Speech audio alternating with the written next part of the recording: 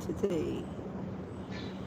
Here is a great sun, not so hot, and I'm in high hostel.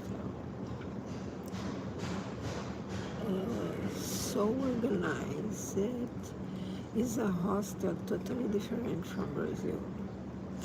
A good structure with various rooms and so good your hostel, so good.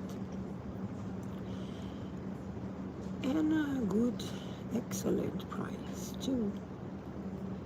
Today I will continue Genesis from Kardec, the transition period, chapter 7 from Genesis, the 5 book prepared by Kardec. And this book is interesting to know that have great part of this in information of the science about geology and another matter in science. Have communication from Galileo Galilei by an astronomer from 1865 more or less, or 1860 or 1865, and he passed to Camille Flammarion, a sensitive astronomer, that information that in those times was not can verified, but today yes. And all informations from Galileo Galilei was discovered and be comproved by science in astronomy. Continue this book about astronomy, Genesis. It's interesting to think that all children that study will have knowledge, scientific knowledge, and this will good if we presented to children in science information, scientific information about construction of the nature of this globe, principally from soil, principally what happened with this globe, that in first were only a great fire, ball of fire, and around this was a great cloud that don't let the light of the sun trespass this, because this in Genesis we can read. Then had light. Is exactly the moment Genesis start, in the moment this globe was, the soil was solidified, and all liquids by minerals and substances that formed the soil was cold and solid. Only water in middle of this continue in his state from solidification, not solidification, but in a temperature that let this be so flexible. And in poles, south and north, in north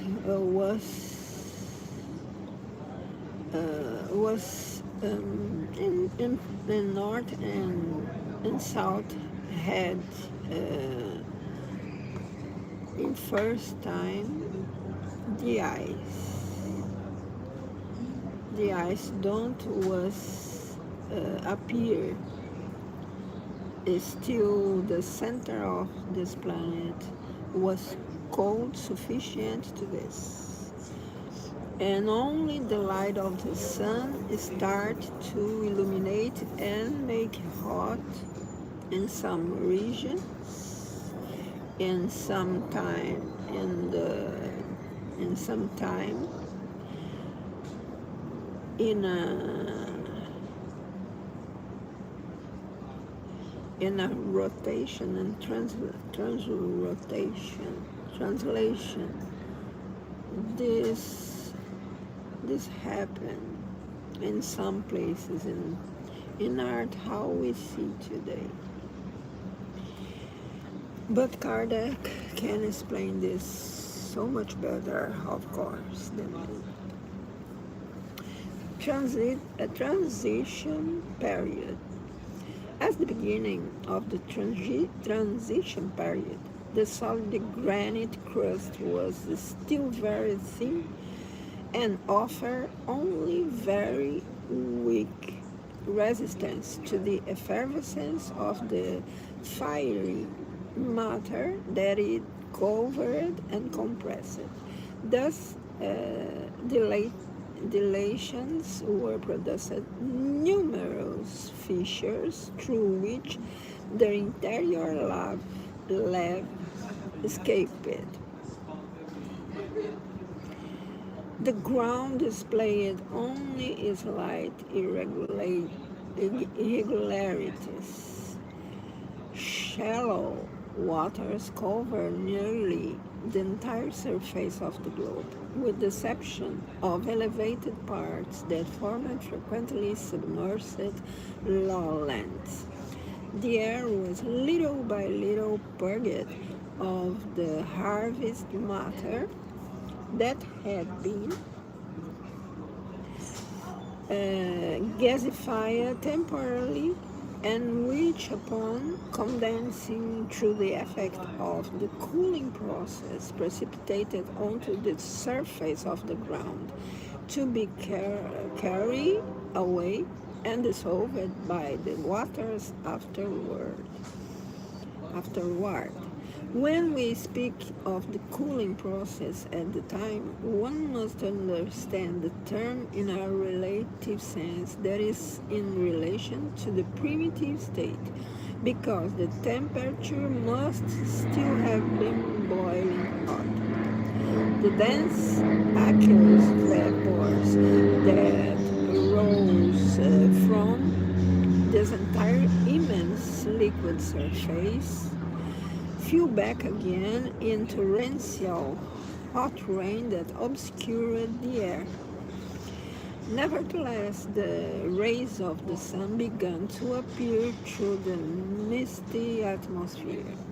Then appeared the light. Then make the light. One of the lost substances of which the air must have been purged, because it's naturally in the gaseous state was carbonic acid, which at the time formed one of its constituent parts. At this time, the layers of sediment started to form upon the ground, deposited by waters loaded with silt and other diverse matter suitable for organic life. Then, the first living beings of the plant and animal kingdoms appeared exactly in this time. Small in number at first, one finds more and more vestiges of then as one ascends the layers of this formation. It is worth nothing that life manifests everywhere as soon as conditions are favorable, and that each species is born once the conditions proper for its existence are produced. The first organic beings that appeared on the earth were plants of the least complex organization, designated in botany by the names cryptogams, dicotyledons, and monocotyledons, that is, lichens, mushrooms, mosses, ferns, and herbaceous plants. One doesn't yet see any trees with woody trunks except palm types, whose sponge is turned in analogous to that of herbs. The animals of this period, which came after the first plants, were exclusively marine types. At first, there were the Polyparia, Radiata, and Zoophytes, animals whose simple and, shall I say, rudimentary organization closely approximated that of plants. Later came the crustaceans and fish, whose species no longer exist nowadays. Under the influence of heat and humidity, and as a consequence of the excessive carbonic acid, a gas unsuitable for terrestrial animals to breathe, but necessary for plants, disseminated in the air, the exposed grounds quickly became covered with lush vegetation, while at the same time aquatic plants multiplied in the swamps. Plants of this kind, which today are simple herbs, have a bit note in back of the page. Herb, a flowering plant whose stem above ground doesn't become woody and persistent. Herb, a flowering plant whose stem above ground doesn't become woody and persistent. Plants of this kind, which today are simple herbs of a few centimeters, reached prodigious heights and diameters. Thus there were forests of tree-like ferns, 8 to 10 meters high, and of proportional diameter, lycopods, club moss, of the same size, horsetail, 4 to 5 meters tall, but which today are only 1 meter, and an infinity numbers of species that no longer exist. Toward the end of the period, a few coniferous or pine-type trees began to appear.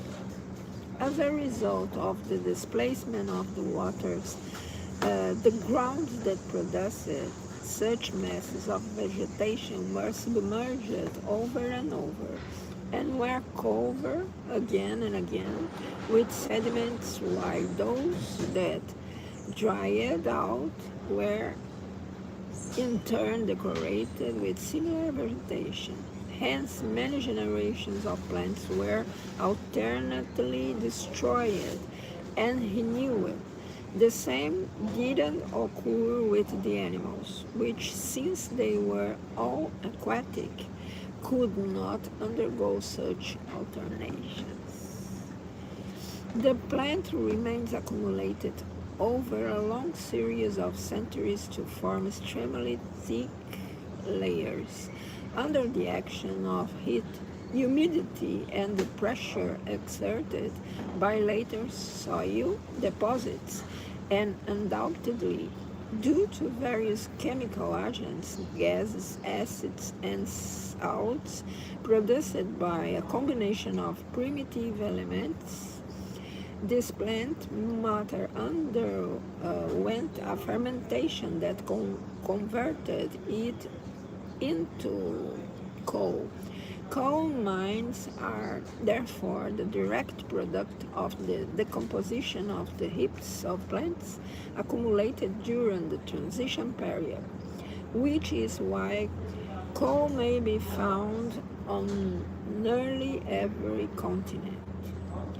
The fossil remains of the lush vegetation of that era found today under the ice of the polar lands as well as in the tropics lead to the necessary conclusion that since the vegetation was uniform and temperature also must have been, the poles therefore were not covered with ices as they are now, because the center of this planet was so hot still, and with a